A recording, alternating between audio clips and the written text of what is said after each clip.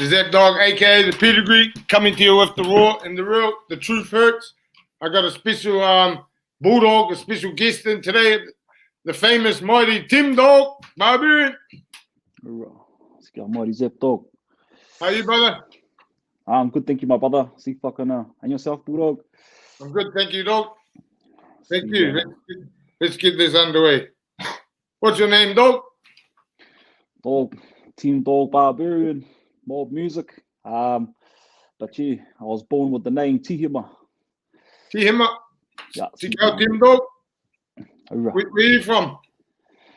Dog, I hail from Rotorua, Mongrel, but saying that, yeah, I've been around, dog, lived in a few different places. See, but mostly here. Mostly, where are you parked up now? In Bulldog. I see. What's your bloodlines, Mongrel? Dog, on my mother's side, we're Ngāti Kahungunu. So that's the Hawke's Bay, my brother, and on my father's side here, Te Arawa. Massive. Here in Rotorua, my brother, Rotorua. So, born in Rotorua? Dog, I was actually born in Purirua. Oh, Purirua, dog. See, my brother. My old lady was locked up in Arohata, so that was the closest hospital. Oh, so you're a jail baby. Sigmund. Hey. So, just a brief family life from, say, growing up to when you joined the mob. Right. All right. Well, dog, fuck, my earliest years that I can remember was around about 4, and see, the old man was and still is a mobster, so we were growing up around the Mongrel mob back then, and from what I can remember, dog, was a pretty good life.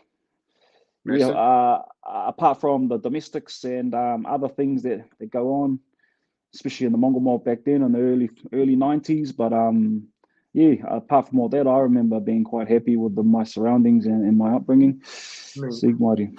I mean, so anybody that's listening to that, have you seen Once Were Warriors? Hey, dog. The domestic, drinking, hey.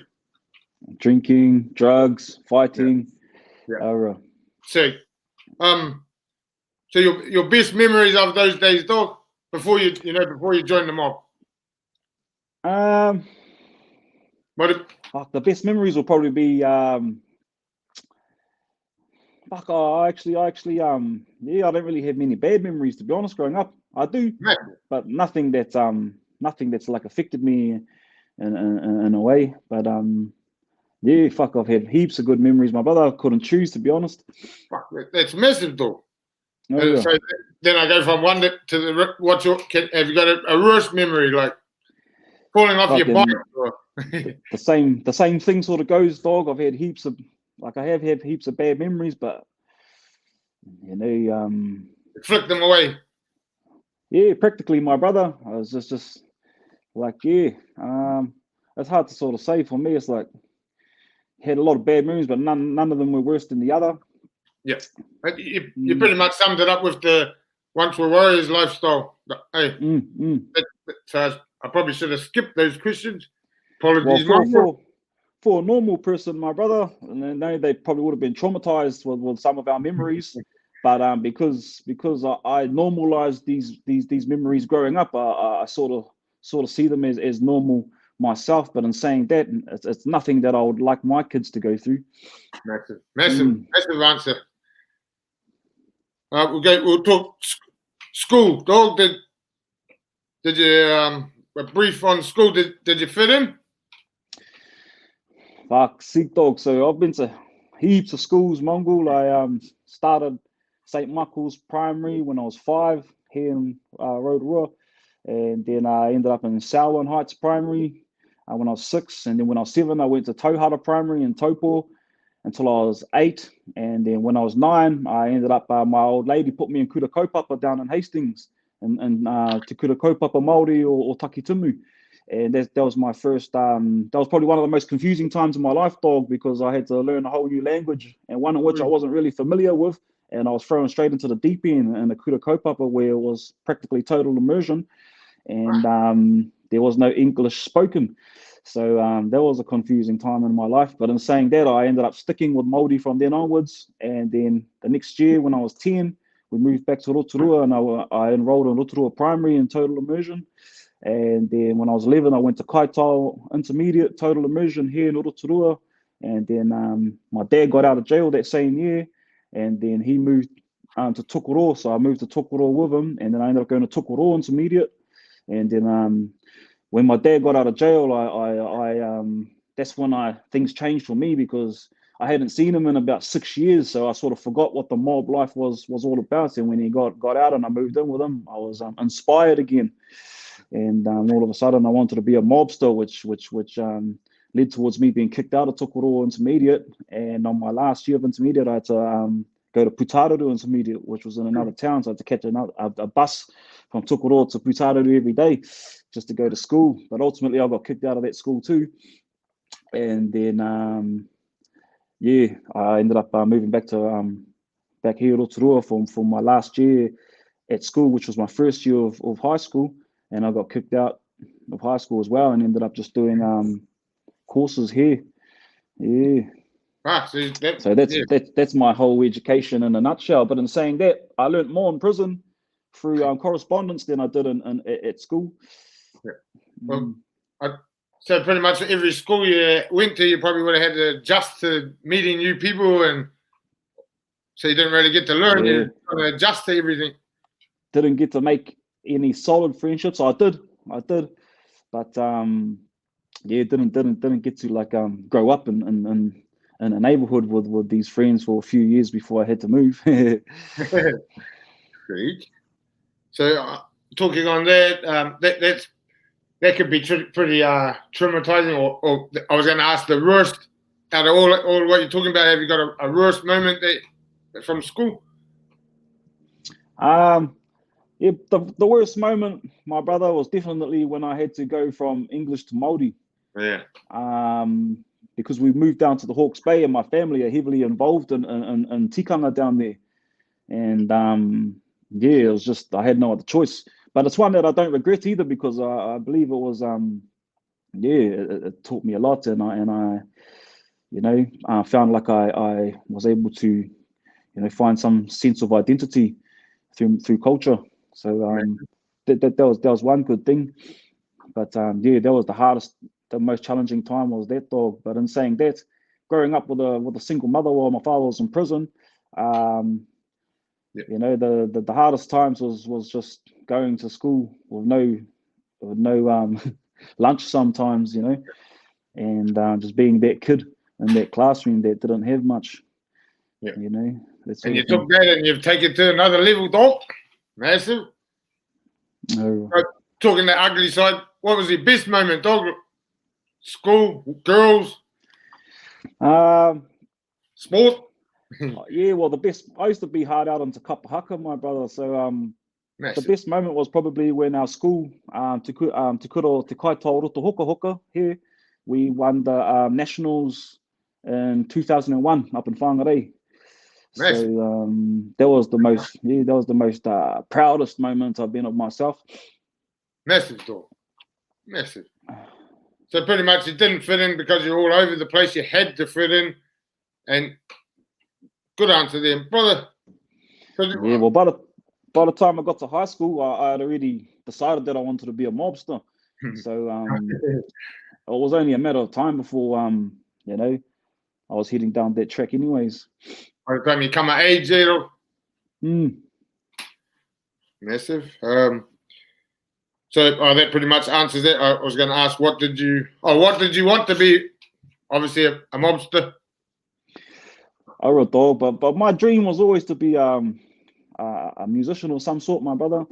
I grew up in a musical family. My mother, her father, and we just grew up around music, but it wasn't necessarily rap music. We grew up around jazz, but in heavy metal, of course, from my old man. But I just had this In the passion blood. for rap. Yeah. It just flow through your blood, brother. Oh, yeah. Music. Yes, dog. It Bloodline. does, my brother. Well, it's pretty much has answered that question. How did you think you joined? Why? You're a destined. I should just spit it out. When did you join? When did you join Mongrel? What age? Dog, I was 17. So I started prospecting in the youth unit in Waikuria. 17. That's a good age. You got to live a little bit before you jumped on, or were you locked up? Yeah, I was locked up, dog. I was locked up. So what happened, dog, was I actually wanted to join the Mongrel mob beforehand, but my old man actually didn't want that for me. He actually went against the decision, which I couldn't really do much about that. But at the end of the day, I ended up in prison and crossed paths with a good brother even to this day. And I started prospecting, and then that was when I was 17, and haven't looked back ever since, Mighty. Yeah, of course. I can see Oh, in your bloodlines. Pretty much, yeah. Me and you can have a conversation and answer all these questions without me trying to read them. It's like so. To everybody that's listening, I'm winging it. I don't know how to do this. I'm just trying to. Me and Temm Dogg could have a conversation that will probably come across better than trying to interview the brother, but we'll carry on. Hoorah, see you go. So when you were 17, you joined jail. Oh, you joined in jail when you were 17. See, your best memories while you're prospecting, Dog? Fuck, same thing, though. I got heaps, but the ones that I really want to talk about are probably ones I can't talk about. But in saying that, the most fun I had was in Mongrel when I was prospecting. Massive. And I wouldn't say fun. It was actually it was anti-fun. But looking back on it now, I'm glad we went through those teachings, because it doesn't seem to be applied these days. And it was a hard learning curve, one in which I'm just glad I went through. If you, as people will know, if you don't experience things, you can't. If you don't go through it and experience it, how do you learn from it? Team Dog. Sig, Marty. Yeah, so. And once you've been through it, then you've experienced it. You know what's in for. Alright. Sig. So that's the best. And probably the same answer. Any worst ones that happened? Fucking.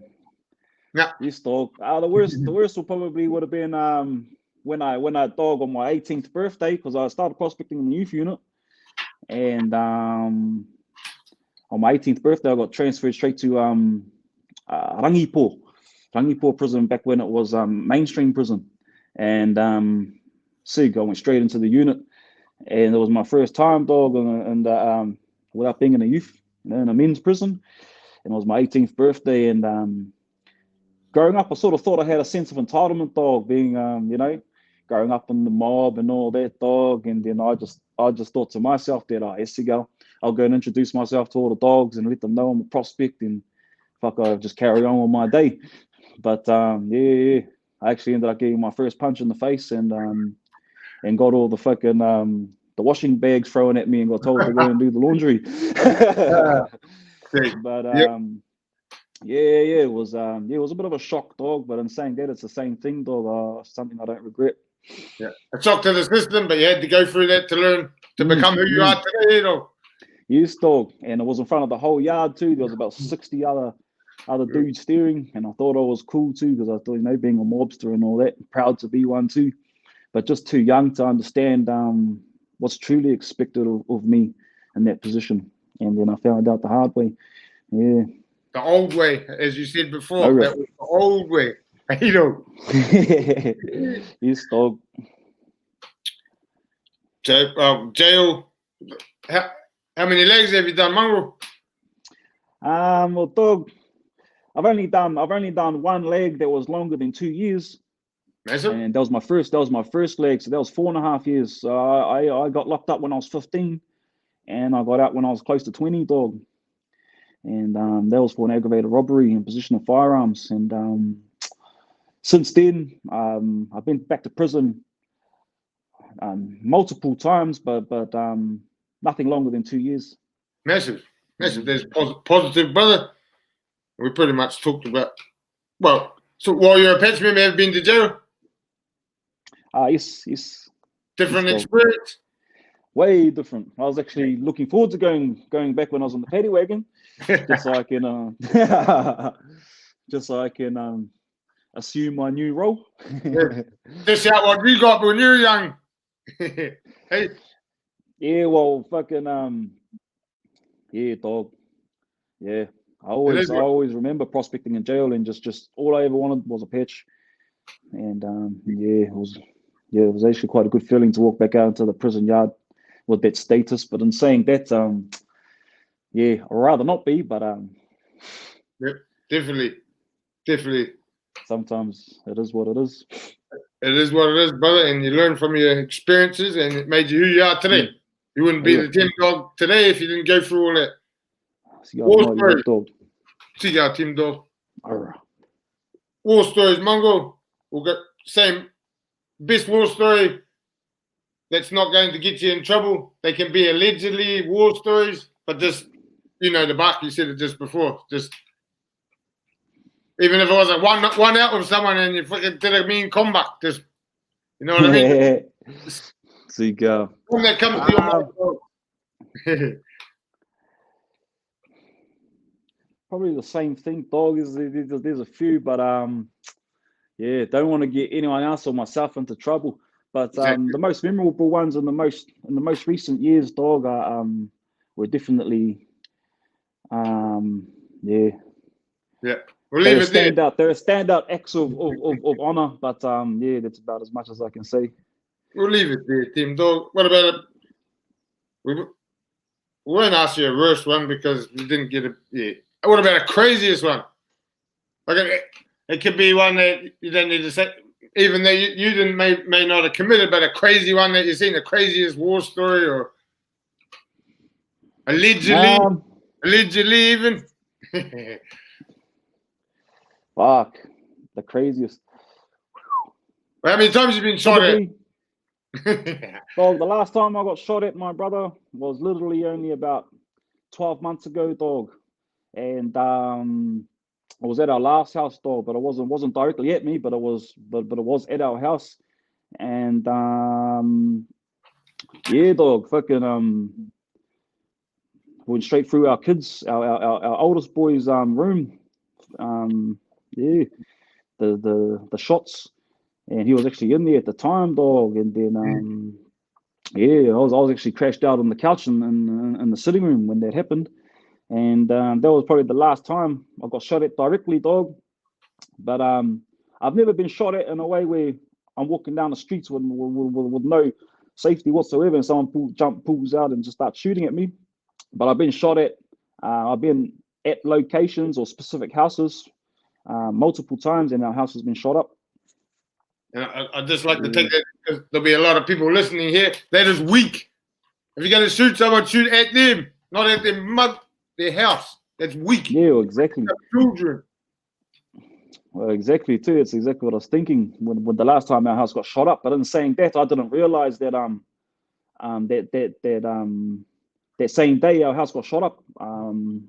A black got shot that same day, and I was living around their area. So as far as they were concerned, they were just retaliating. But due to poor communication on our behalf, I wasn't aware of it.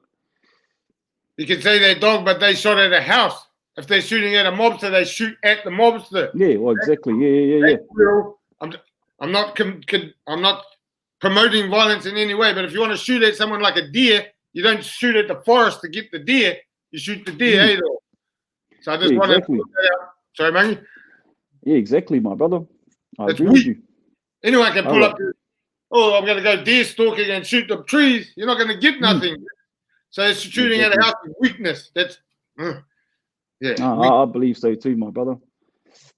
So Oh, because somebody happened over here, we better go and shoot at a house. Other people are listening, even youngsters are listening. That we just change the subject. Hail the buck. Best present anyone's given you, Mongrel? Well, fuck, I got this flag from my president.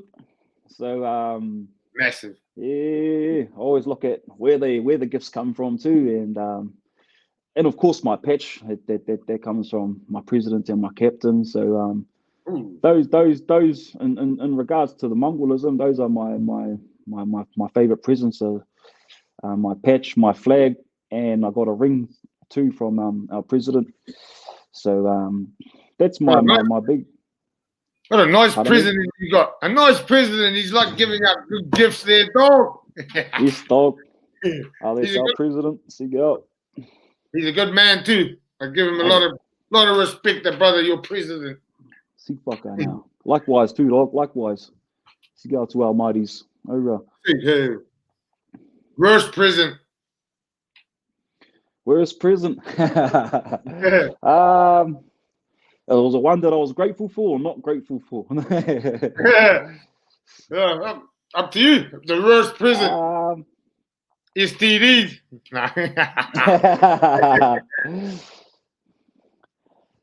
That's going way back now. No. I'll ask again, and as soon as I ask, then the first thing that comes, what's the worst present somebody's given to you, Mongrel? Yeah, fuck. Oh, dog, I don't even know, my brother. You don't know? What about a knife or? Oh no, you haven't been shot. No, those are some of the. Oh, you're talking about anything received? The worst present. That's a present. Oh no, it's not, is it? No, I thought we were talking about like a gift of some sort. Well, they gave you a gift of a blade in the side. No. Nah, I've never been shot and I've never been stabbed, but I've got plenty scars on my head from many blunt instruments, such as hammers, crowbars, and there you go, and other things. And when you're a prospect and went to their wing, you got a good present right in the eye. Well, yes, that's right, dog. That's right. That was a wake-up call too. And plenty more to come after that as well.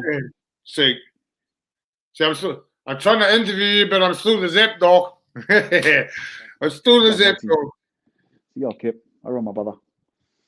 Honor and a privilege on my behalf to be here barking to us anyway, my brother. Back at you, brother. Thank you for that the sounds, and I had to return it and get you out here. Get you on here and do an interview. People will love it. Coming, Mongrel. Seek help.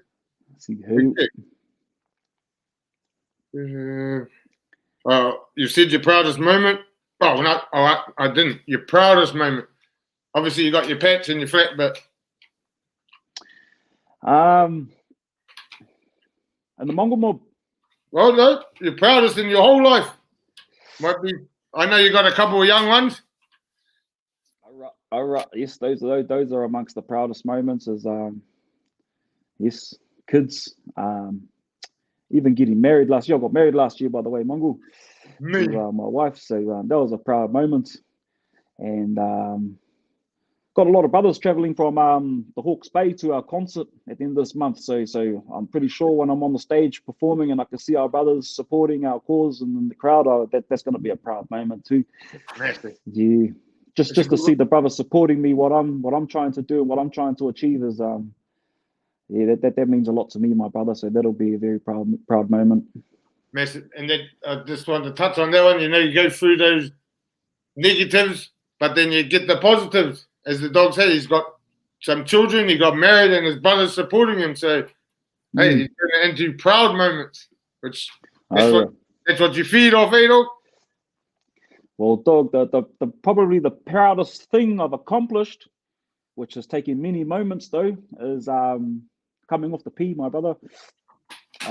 Being hooked on P for many years, and finally overcoming, you know, the disease of it, and finding something that I'm passionate about to keep me busy and to keep me productive and positive, my brother. So it just came hand in hand, and it works hand in hand too. staying off drugs and doing positive things. So that's definitely the most proudest accomplishment so far, my brother, because or else I wouldn't even be here barking to us. I'd still be stuck in a daze somewhere.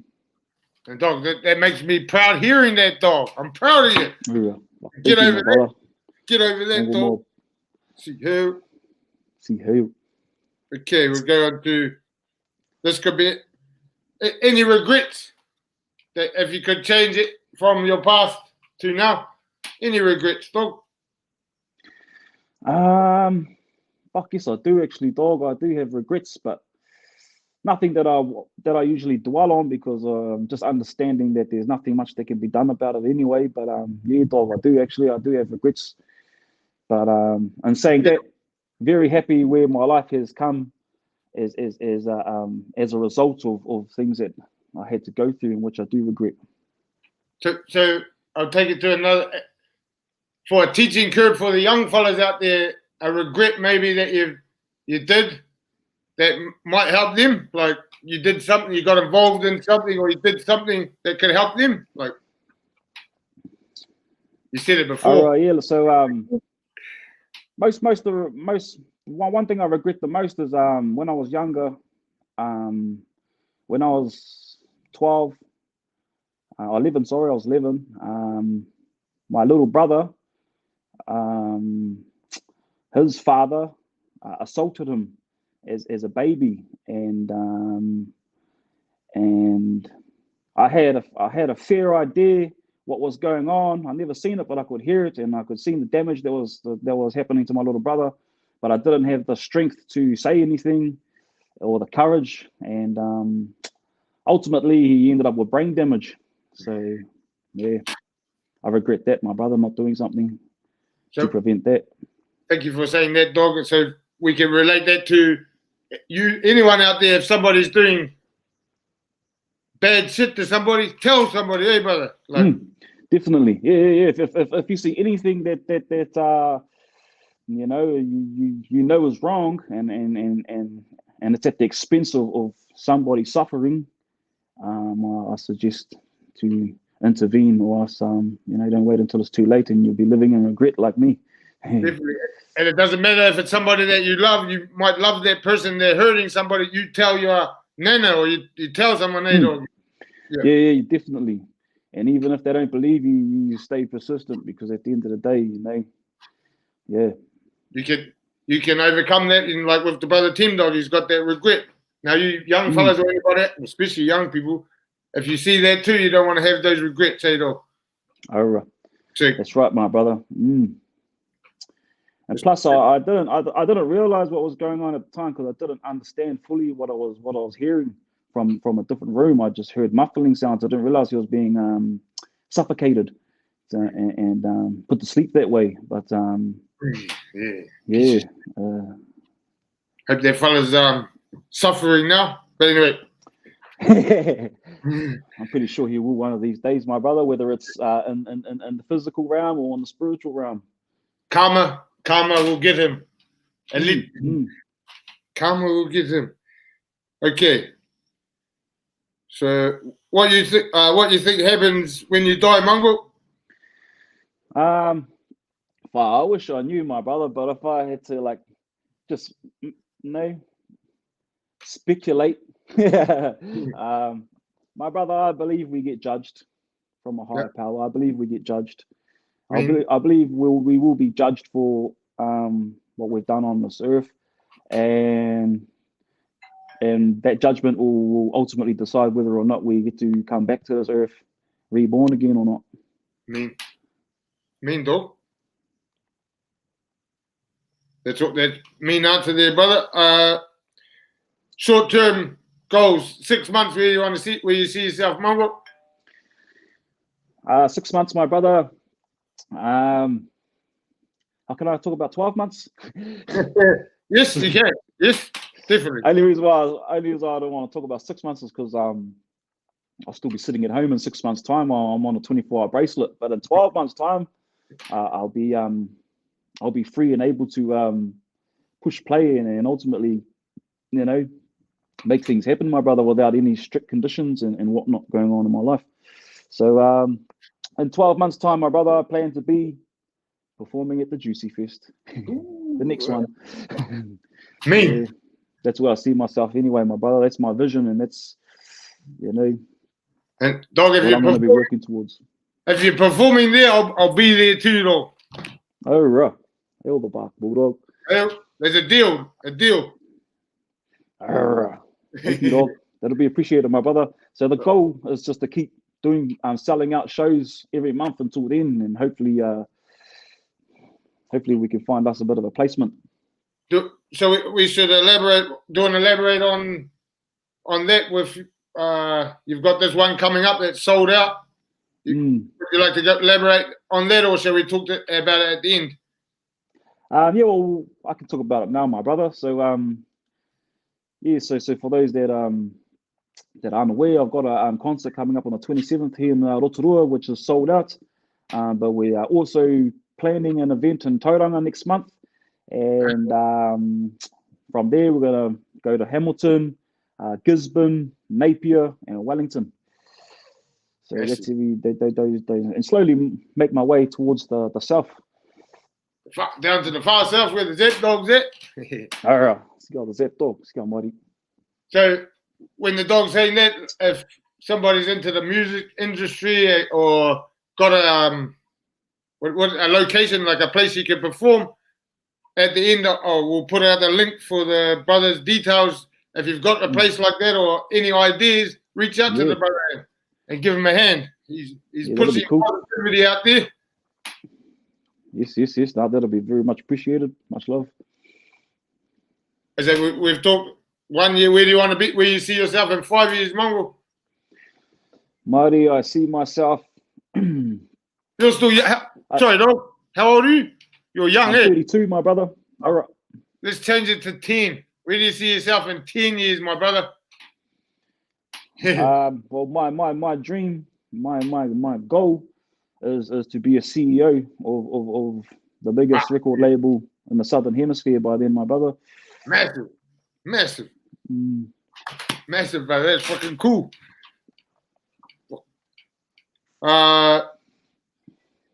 Biggest fear in life? What's your biggest fear?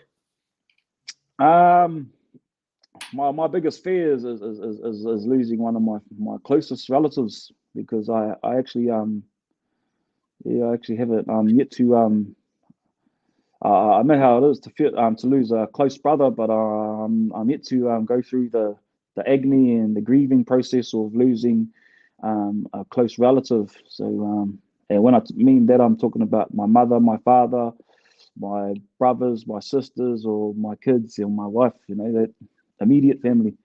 Definitely, Dog. That would be a big that's a fear, Dog. Positive message to the mobsters out there. All right, fuck, see. If I could encourage anyone to do anything, Mighty, that would just be to figure out what you're passionate about, and you know, basically just have a dream and chase it, and in the process we can all help one another achieve our own goals and live our dreams together. So yeah, goal setting, making plans, and just going 113, I should say. So pretty much what I asked, what he said, positive message to the mobsters, but that's pretty much to everybody. There was the three mobsters, the viewers, to the world, and the Dog just answered it. There is to work yourself out, Dog. Focus on what you want, Dog. Definitely, yeah, definitely, and I believe we're all born with a gift. It's just a matter of discovering it first and foremost, nurturing it, and then utilizing it. So you know, I'm 32 now, so I was 28 when I decided to start rapping. But even though I was always passionate about it, that's when I actually put it into action a few years back, and just been consistent with it, and you know, just getting a little bit of momentum at a time, and just allowing it to build up, and yeah, come a long way, but it's still got a long way to go. But if we're all on that same kaupapa, I reckon the Mongrel mob will have a bigger, better, and brighter future, mighty. Definitely. We all want that. So back to what the dog said. You started rapping really at 28, or? See, that's when I decided to create chase it as a career. Yeah. So it took the dog probably. I'm just putting it out there. It probably took him 28 years or whatever, 14 years, whatever it was, to work himself out to get what he needed to do to achieve those goals, dog? Like get rid of those negatives out of your life and target it on what you wanted, Yes, dog. And we both know that in the Mongrel mob, there's so many talented brothers, Definitely. Artists, athletes, businessmen. You know, the brothers have all got the potential to create their own opportunities and opportunities for others. But I think we're stuck in a mindset where, you know, we're happy with just a job, and as long as we got a job that we enjoy, then it's okay. But if we're able to create jobs for the rest of us, then that'll be a better position, I believe. I just take it from that level. Happy to have a job. Some of the dogs are happy to have a pet. Then step up out of that. Everybody. I've said it, and I'll say everybody's capable of greatness. We all got a talent. I call it. We're all unique in our own way. Don't worry about what everyone else is doing and saying. Worry about yourself. Team dog. Sig. That's the bark, dog. Yeah, exactly. What? And that's coming from Temm Dog knows me and the dogs know me. I'm full on. And if I can get it out of me, and Temm Dog just told his story. He's worked it out 28. He's 34 years. Sorry, dog? 32. 32. He's already putting concerts on. Man, that's in 4 years. What's he going to do? Exactly. So not get caught up on other people's dramas or what they're doing or what they're saying. Worry about ourselves, Mongrel? Hell, the buck, mighty. See how the zap, dog. See you, brother. So that pretty much sums up the interview, dog. I'll sum it up, but I want you to. We summed up the concerts, and I just got to drop your links in there. Yes, dog. Yes. I can send some links over for our sounds and that. Oh yes. So I went and visited some of the brothers. Well, contact with some of the brothers that are locked up, and they were asking how do I get a hold of this and that. Well, I asked the brother, and he's going to put a link up, and you just don't ask me or go click on the link, dog. Yeah, I got some CDs there, dog. I can send down, dog, for the dogs in jail. Massive. I think there's heaps in there. He was naming them all. I was like, well, who's he with? There was crews I hadn't even heard of, dog. But I'm old. So it's something that what do we call it? In this interview, thank you, Temm Dogg, the Barbarian, for doing this interview. Thank you so much. I wish you all the best on your journeys. Thank you very much, my brother. Now I got to work out how to. See you, Mongrel. Mongrel more bulldog. Hurrah. Fucking hell.